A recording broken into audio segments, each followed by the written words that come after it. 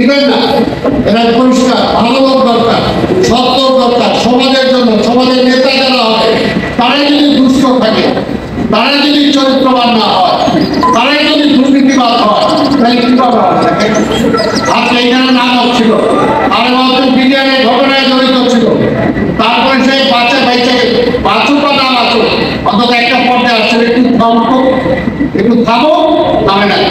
কিভাবে কমিশনারগুলো লুটপাট করছে আপনারা দেখছেন। তারপরে যখন আবার ফিরে আইছে, আবার মাপ চাইছে, আবার যখন ফিরে আইছে, ফিরে আসার পর আবার একই কর্ম শুরু করছে। সন্ত্রাসের রাজত্ব কায়েম করছে।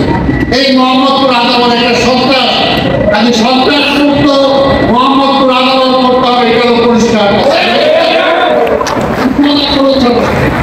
কারণ লোক লালসা কিছু নাই, আমার চাওয়া পাওয়ার কিছু নাই।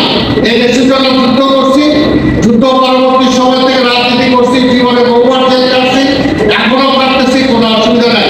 আর নিজের বড় বড় অর্থনীতিও দরকার নাই, বড় ব্যাংক ব্যালেন্স টাকা পয়সা দরকার নাই।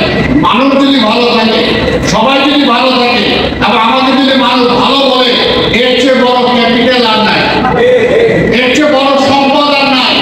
আমি লক্ষ কোটি টাকা কামাইলাম, কিন্তু লোকজন যদি পাশে বলে এবারটা 10 বছর আগে 5 বছর আগে কিছুই ছিল না, আর বিরাট মালিক হয়ে গেছে। তাই এটা কিছু বড় পাওয়া না। বড় পাওয়া গেল মানুষের সম্মান, মানুষের শ্রদ্ধা। আপনারা দোয়া করবেন আল্লাহ করবো আর কয় বছর বাঁচবো, অন্তত এই কয় বছর যাতে মানুষের সাথে থাকতে পারি এবং সম্মান নিয়ে থাকতে পারি, এইটুকু আপনাদের কাছে চাই। তো আমার প্রভাব এবং আমার সালামটা আপনার সবার কাছে পৌঁছে দেবেন। আমার ফ্যামিলিতে শহীদ ভাইকে এবং তার সাথে যারা এখানে জড়িত আছেন তাদের সবাইকে ধন্যবাদ জানিয়ে আমি আমার বক্তব্য শেষ করছি। খোদা